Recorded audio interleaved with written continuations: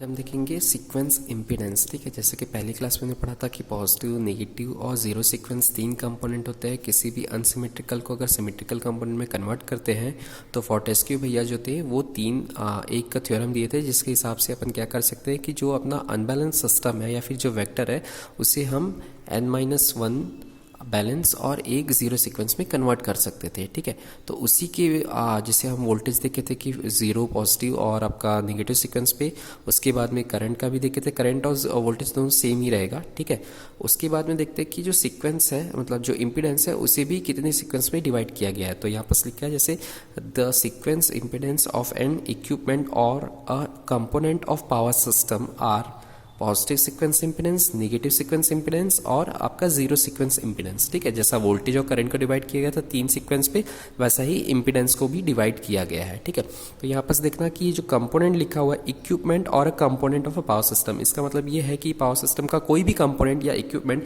चाहे आप ट्रांसफार्मर ले लो, मशीन ले लो, जनरेटर ले लो, ठीक है, उसमें ये एप्लीकेबल होगा। तो देखते हैं पहले कि भैया ये सीक्वेंस इम्पीडेंस तीनों होता क्या है। तो इसका सिर्फ डेफिनेशन ही आपको आएगा, ज़्यादा मार्क्स का ये आता नहीं है। ठीक है, तो क्या है पहला पॉजिटिव सीक्वेंस इम्पीडेंस। अब पॉजिटिव सीक्वेंस इम्पीडेंस होता क्या है, तो यहाँ एक बार जो लिखा हुआ है मैं पढ़ देता हूँ, उसके बाद मैं आपको बताता हूँ।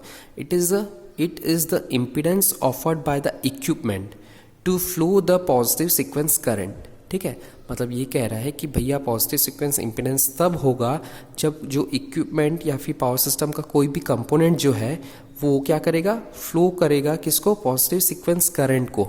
ठीक है, तब वो कहलाएगा पॉजिटिव सीक्वेंस इम्पीडेंस। ठीक है, सिमिलरली क्या है आपका नेगेटिव सीक्वेंस इम्पीडेंस, इसमें क्या होगा, it is the impedance offered by the equipment. ठीक है, वो इक्विपमेंट भी हो सकता है या कंपोनेंट भी हो सकता है, किसका, पावर सिस्टम का, to flow the negative sequence current. मतलब क्या हुआ, कोई भी इम्पीडेंस जो है नेगेटिव सीक्वेंस इम्पीडेंस तब कहलाएगा जब वो अपने अंदर से फ्लो करेगा नेगेटिव सीक्वेंस करंट कंपोनेंट को। ठीक, उसके बाद में है zero sequence impedance. It is the impedance offered by the equipment to flow the zero sequence current.